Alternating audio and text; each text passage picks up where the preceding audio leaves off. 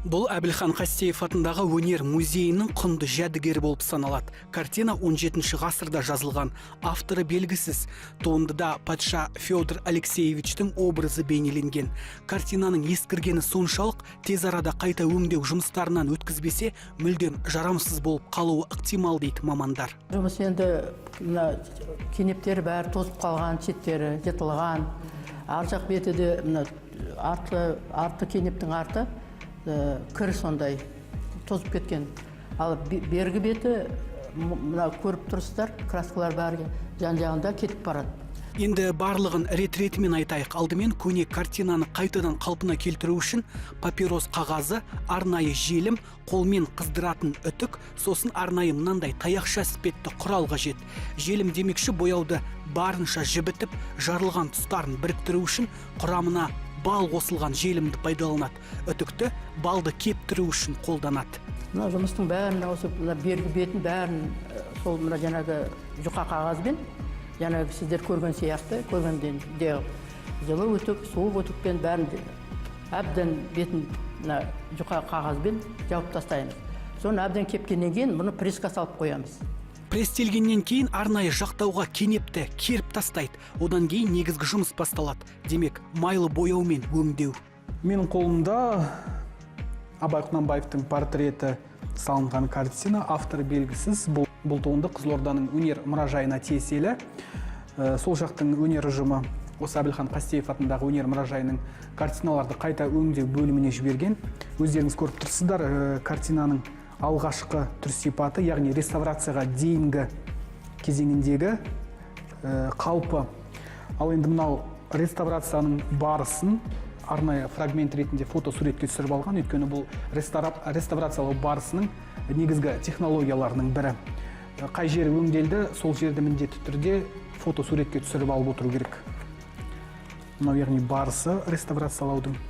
Ал енді мынау реставрациядан кейінгі, яғни картина қайтадан өңделіп, аяқталып, Қызылорда өңіріне қайтадан жіберілді. Қазір сол жақтың өнер мұражайының залында ілулі тұр.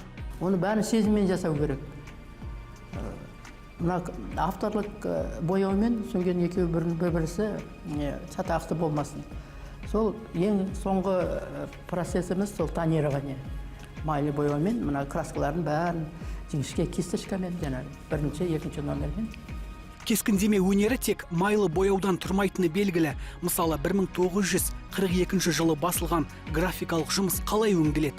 Графикалық туынды кенепке жазылмайтынын білеміз. Арнайы баспа өндірісіне сәйкес келетін тығыздығы қатты арнайы қағаз қолданылады. Сондықтан бұл жерде бояу емес, керісінше басылып шыққан қағаз өңделеді. Процесс барысы ықтияттылықты талап етеді. Бұл жерде қайта өңдеу барысында тазалау үшін микроскопты пайдаланады. Өйткені түпнұсқадағы жұмыстарда бірде-бір ақау болмау керек. Кез келген реставраторшы ең алдымен шыдамды, сезімтал, ойлау қабілеті жүйрік, қолы епті және жылдам шешім қабылдай білу керек. Ең бастысы эстетикалық және көркемдік талғамы озық болуы тиіс. Бүгінгі таңда елімізде кескіндеме өнеріне қатысты арнайы реставратор мамандарын тек қана Темірбек Жүргенов атындағы ұлттық өнер академиясында даярлайды. Оның өзінде студенттер оқу жаттығуларын осы Қастеев атындағы өнер музейінде өткізеді. Реставрация орталығының жетекшісі Гүлжан Қалдыбаеваның айтуынша, реставратор болу үшін кәсіби біліктілік жылдар бойғы тәжірибеден кейін барып пайда болады. Өйткені құны миллион тұратын картинаны қайта өңдеу үшін 5 жыл көлемінде алған біліміңіз жеткіліксіз. Осы сала бойынша елімізде білікті мамандар әлі де қажет. Жетіспей деп айтсам да болады. Біздің реставрация орталығын Қазақстандағы жалғыз ұстахана десем, артық айтқан емес. Бізде өте тәжірибелі реставраторлар қызмет атқарады. Олардың бір қатары қазір зейнетақы жасында. Біздегі мамандардың тәжірибесі жоқ дегенде 40 жылдан кем емес. Негізінде бір картинаны қайта өңдеу жұмыстарынан өткізу үшін кем дегенде 2 немесе 3 ай қажет. Алайда ені 13 метрден тұратын жұмыспен мамандар 8 ай көлемінде айналысқан. Нәтижесі Қастеев өнер музейінің ұжымын тәнті етті. Өткен жылы музейдің 80 жылдығына орай реставраторлардың жұмысына арналған үлкен көрме ұйымдастырылды. Онда 16 ғасырдан бастап 20 ғасырға дейінгі аралықты қамтитын өнер туындылары көрермен назарына ұсынылды. Жантас Тұран, Нұрлан Досмағамбетов, Жаңа күн.